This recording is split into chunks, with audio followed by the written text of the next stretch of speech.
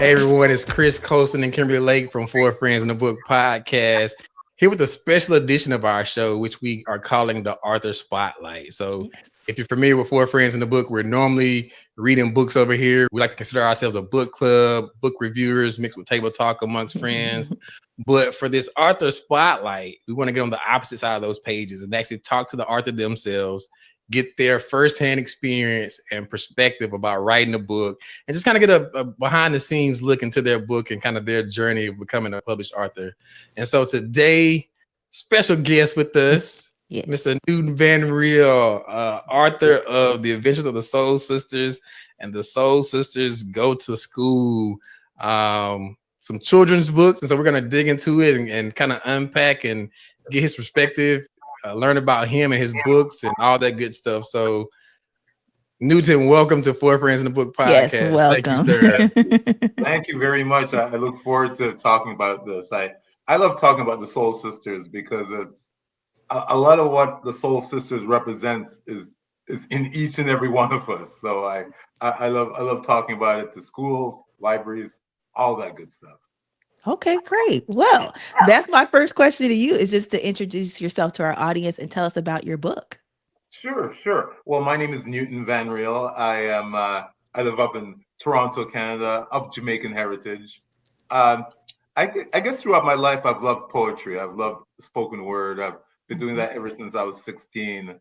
But I hadn't written a book. I have a bag full of poetry, and throughout the years, I decided, got married, still Mhm. married, kids, empty nester, they're out of the house.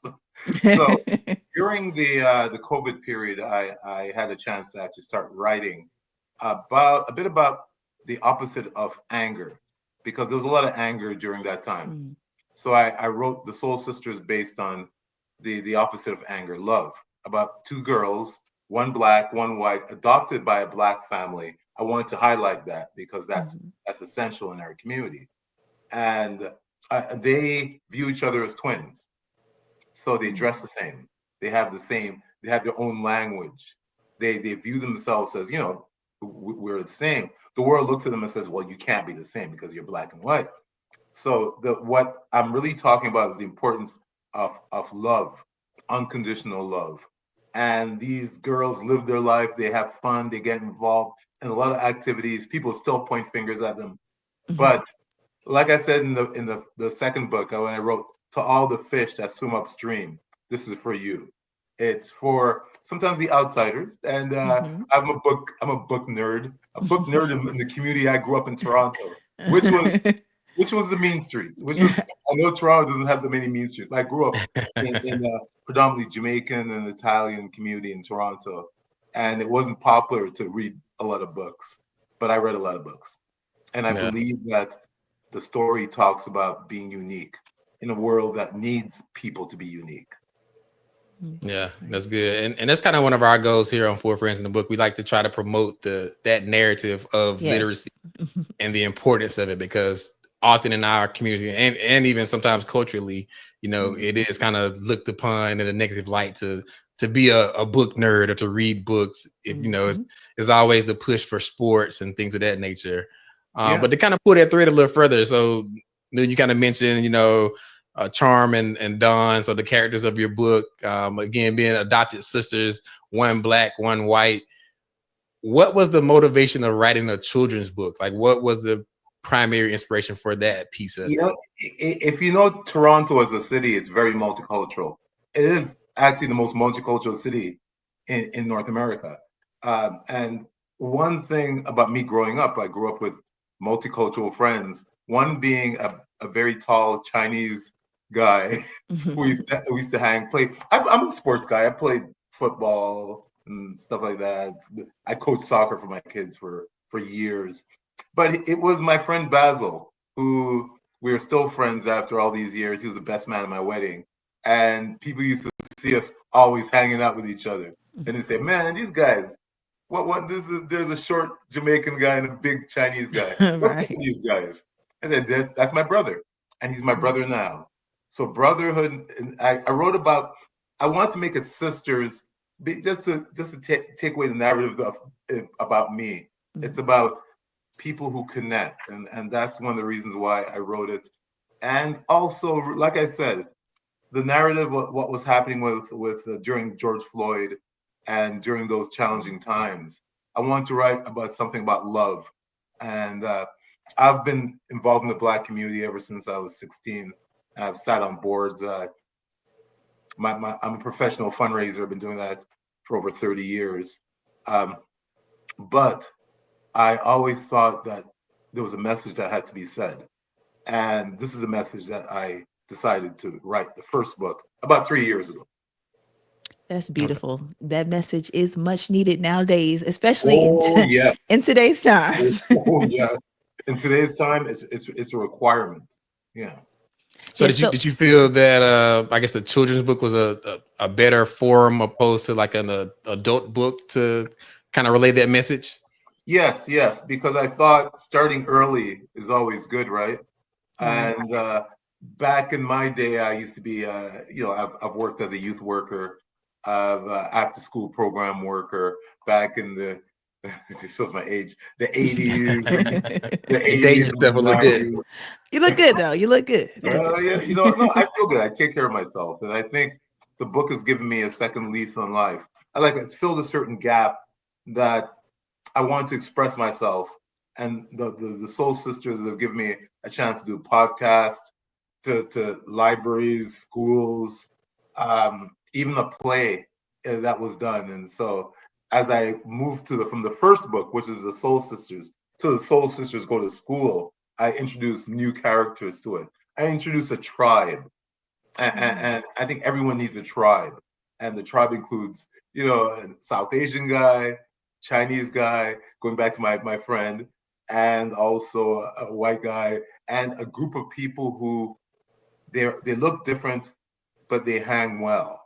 And that's really the message that I want to say about acceptance in this world that is not as empathetic as it should be. Right.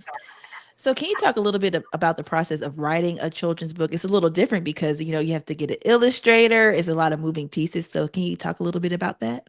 Well, I was blessed to have a ready-made illustrator in Monique Rabrent. Monique actually did a painting for my wife for her 50th birthday, and she's a local artist, and she's known in the community, and she did such a really nice abstract picture that I said to her, and this was like around, I guess, 2016, 2017. I said to her, I want to write a book. And then I went into work and I shelved that until COVID came along. And then I said to her, look, I'd like to write, I have this idea. I've been working on the manuscript over and over and over. I'm a perfectionist. I like to do things right. So after doing 8 or 9 drafts, not even for the manuscript, I asked her to participate in the vision. And to get an illustrator, I know some people just purchase illustrators, and this illustrator was part of the book.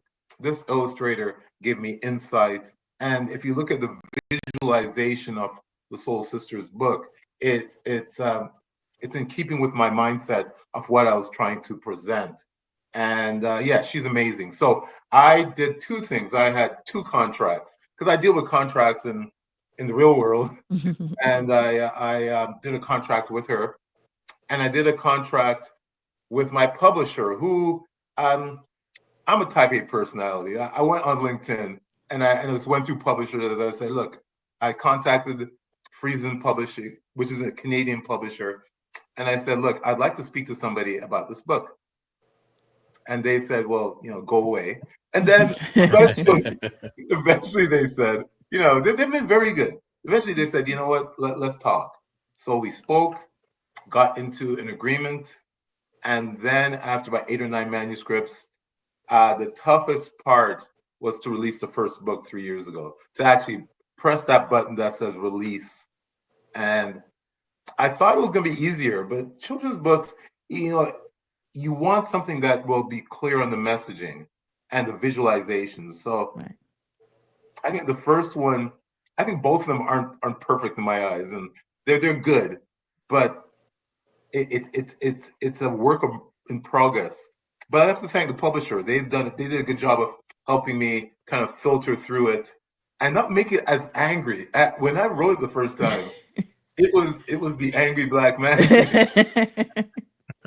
I mean, especially at that time, right? When you were going through the writing process. And so with through the everything process, going on. exactly, with a lot going on, I decided let's make it about love. Let's make it about love and love. And I come from a Christian background. I'm a deacon's son, Baptist, and I went through my rebellious stage, my Malcolm X stage. I still have that balance between my Christian nature and also my ability. Martin and Malcolm. Exactly, the ability for us to liberate ourselves, self-empowerment. So the book is about self-empowerment. These girls, they get laughed at, and they're like, "Look, we're going to continue doing what we do, and we're going to go on the farm." The book is actually based a bit about my travels north of here. There was a leadership exchange program that took me to Espanola, which is about 5 hours north of Toronto. And the theme of the book is that the two parents actually met in Toronto. They're both graphic design artists, and then they moved. They actually got an inherited farm and moved to Espanola. Espanola is very small, and it's very white and very, very small community. But I wanted to put it away from the city and provide a rural context, which makes it even more interesting. And they're even more seen more as being weird. I even wrote a part called The Weird Family. And it's a bit tongue in cheek because there's no such thing as a weird family. A family is a family. You have love, you have a family. So yeah, it's been a great journey throughout. But it's a tough journey. And the toughest part of it, I think, for a lot of artists is the promotion of the book. But I have a bit of an advantage. I come from promotions and corporate engagement and connecting with the right people and being fearless on connecting. I'll talk to anybody. Ask my wife. I'll talk to cashiers. I married an introvert, which is good. So after 34 years, she's still dealing with my craziness because I'm out there. I actually play Santa Claus too. During I play Santa Claus. I do consulting. I have my full-time job. Like I said, true Jamaican. Lots of jobs. Enough job. Yeah. So Newton, definitely a lot of thought and perspective put into this work. Just even hearing you talk about it, I see how engaged you were through the process and even just releasing it out there. Do you have any advice or any encouragements or words of wisdom to others that may be aspiring to write a book or to take that concept, that thought, that ideal, and to put it into a tangible work of art? Do you have any advice or wisdom for those people? Yes, I do. Advice number one, write it down, manifest it and write it down. I manifested before I actually completed the book. I wanted them to be a bestseller. One is. Two, I wanted the first one to win an award, which won a civic award and won a literary award and won a diversity award. So both books have won 2 awards. And number 3, I said, I'm going to promote it hard, like I believe in it. And I do believe in it. So I have my local community, I have pushed, and I've gone to all the local. I used to get up I still do. I'm an early riser. I get up at 6 o'clock in the morning. From 6 to 8, I do book work.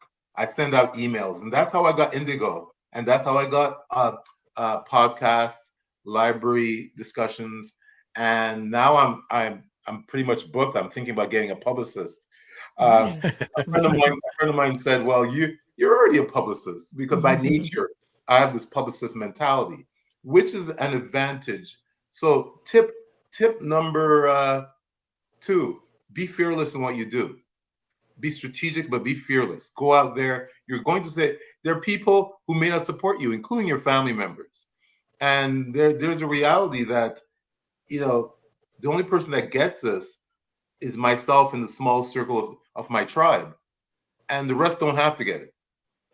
So my goal is to continue the movement, which is a movement about love, and do that until I'm fully retired, where I could write more books, and I have another book in mind. Tip number 3, um, don't be afraid to approach people more than once. Because in my world, in corporate fundraising, I've raised millions of dollars in the corporate world. And you ask them the first time, they'll say, oh, you ask them again, maybe the timing is right, the opportunity. So when I'm asking the schools, when I'm asking Indigo, which is like Barnes and Noble, the first time I went there, they were like, who are you? You know, we don't know you. But then I sold 20 books and I signed 20 books. On average, I sign over 20 books a sitting. Now, that they pay attention to that because it's about money. It's a business. Tip number 4, business. And I'm not here to make a million. Well, you know what? I said in a recent video, I have a lot of social media now. You know, my son says I should do it. I'm like, whatever. I said that even if I make $1 million or I make nothing, I'm continuing to do this because I love this. And loving something gets you up in the morning every day to do it right. And so I people know me. People know that I'm not about, this is a Jamaican saying, you don't talk to the side of your mouth. I'm direct, I'm to the point. My soul is with me in front of people, and they know what I stand for. I'm a proud Black man, married, Black family. I want to spread the word of love. And so that's what I'm doing. So go out there and promote it. Be fearless and do it every day. Because if you don't do it every day, you stop. The momentum dies. Because in Canada, there are 100,000 children's books written every year, and the United States is probably it's 200% more than that. Yeah. How did I get my book to at least be seen? And especially as a new author, write it down, manifest, do a strategy, have a marketing plan. And I'm big on planning and making sure you have the steps written down and follow up with your publisher. My next book, I'm going backwards. I'm doing a Dr. Seuss version of the Soul Sisters for the very young, because the age group for this is age 8 to about 12. It's actually a bit of a sophisticated, because there's poetry in the book intertwined. Okay. Now, the Dr. Seuss version is the version that I want to do because I want to read to the young ones. Yeah. And the other book is a bit too long, maybe there's a level of sophistication for a sophisticated child. Yeah. That attention span, right? Right. Exactly. You know, they'll be like, oh. But I want to write a book. I actually have the title in my head. What is it? Soul Sistas Wannabe. It's about them choosing career choices. You could be anything you want to be. So it's almost like Dora with the big eyes, and it's like it's that attention span, page, 15 pages short and done. So yeah, I'm continuing to write, and I also want to do a book of poems. This is not the middle of what I'm doing. This is really, in essence, the beginning of it. That's awesome. That is very awesome. And that advice you gave, it can go for not just authors, anybody. So that was really great advice. I use that advice in my regular world. I use it with my son and my daughter, who are, success begat success, begat success. My wife's a successful civil servant, 34 years now, she retired. My son is a robotics engineer, doing well. My daughter is a biologist. I just got engaged, so open up my pocketbook. Here we go. Yeah, the wedding is coming. It's coming.